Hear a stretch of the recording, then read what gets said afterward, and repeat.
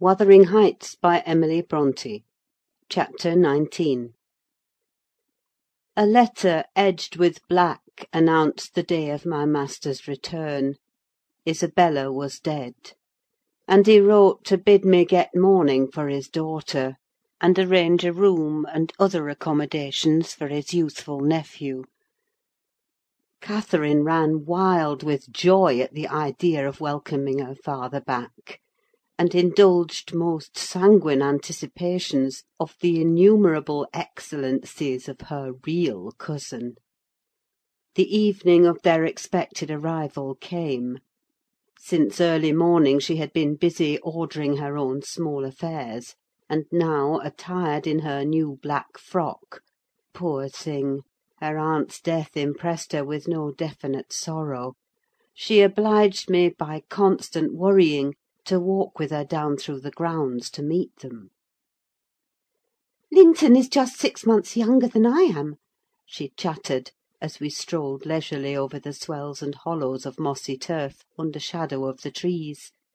"How delightful it will be to have him for a playfellow! Aunt Isabella sent papa a beautiful lock of his hair. It was lighter than mine, more flaxen and quite as fine. I have it carefully preserved in a little glass box, and I've often thought what a pleasure it would be to see its owner. Oh, I am happy! And papa, dear, dear papa! Come, Ellen, let us run! Come, run!" She ran, and returned and ran again, many times before my sober footsteps reached the gate; and then she seated herself on the grassy bank beside the path, and tried to wait patiently; but that was impossible: she couldn't be still a minute.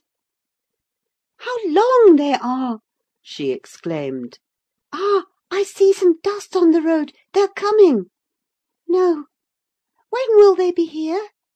May we not go a little way, half a mile, Ellen, only just half a mile?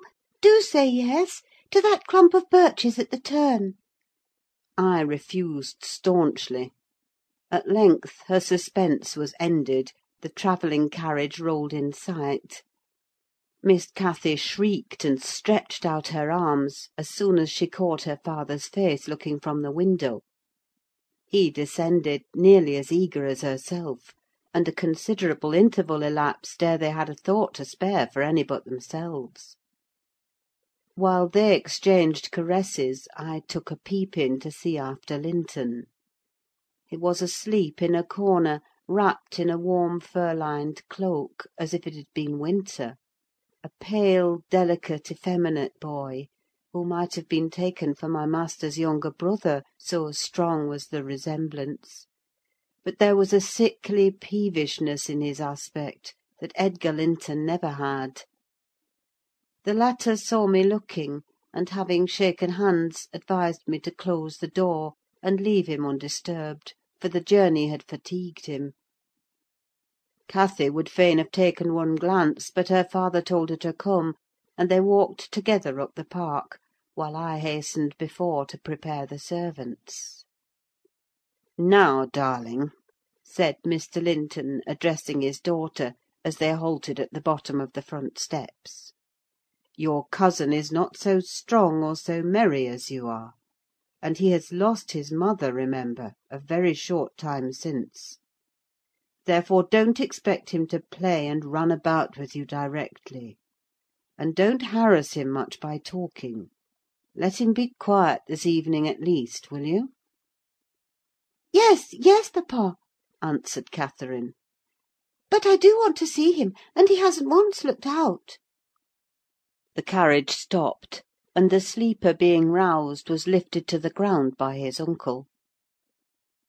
"This is your cousin Cathy, Linton," he said, putting their little hands together. "She's fond of you already, and mind you don't grieve her by crying to-night. Try to be cheerful now.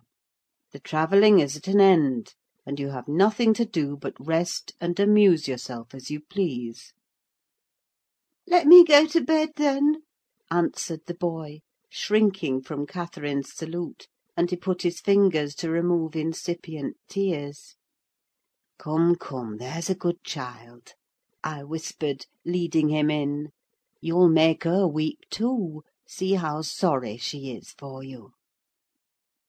I do not know whether it was sorrow for him, but his cousin put on as sad a countenance as himself, and returned to her father. All three entered and mounted to the library, where tea was laid ready. I proceeded to remove Linton's cap and mantle, and placed him on a chair by the table. But he was no sooner seated than he began to cry afresh. My master inquired what was the matter. "I can't sit on a chair," sobbed the boy. "Go to the sofa, then, and Ellen shall bring you some tea," answered his uncle patiently. He had been greatly tried during the journey, I felt convinced, by his fretful, ailing charge. Linton slowly trailed himself off and lay down. Cathy carried a footstool and her cup to his side. At first she sat silent, but that could not last. She had resolved to make a pet of her little cousin, as she would have him to be, and she commenced stroking his curls and kissing his cheek, and offering him tea in her saucer like a baby. This pleased him, for he was not much better. He dried his eyes and lightened into a faint smile.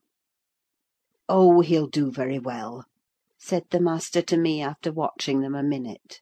"Very well, if we can keep him, Ellen. The company of a child of his own age will instil new spirit into him soon, and by wishing for strength he'll gain it." "Ay, if we can keep him," I mused to myself, and sore misgivings came over me that there was slight hope of that. And then I thought, however will that weakling live at Wuthering Heights? Between his father and Hareton, what playmates and instructors they'll be! Our doubts were presently decided, even earlier than I expected. I had just taken the children upstairs, after tea was finished, and seen Linton asleep. He would not suffer me to leave him till that was the case. I had come down, and was standing by the table in the hall, lighting a bedroom candle for Mr. Edgar, when a maid stepped out of the kitchen, and informed me that Mr. Heathcliff's servant, Joseph, was at the door, and wished to speak with the master. "I shall ask him what he wants first," I said, in considerable trepidation.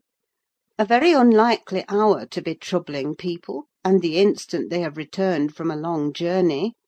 I don't think the master can see him." Joseph had advanced through the kitchen as I uttered these words, and now presented himself in the hall.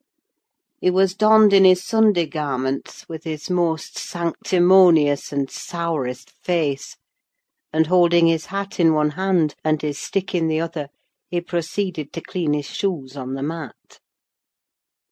"Good evening, Joseph," I said coldly. "What business brings you here to-night?" "It's Mester Linton I mun speak to," he answered, waving me disdainfully aside. "Mr. Linton is going to bed. Unless you have something particular to say, I'm sure he won't hear it now," I continued. "You had better sit down in there, and entrust your message to me." "Which is his arm?" pursued the fellow, surveying the range of closed doors.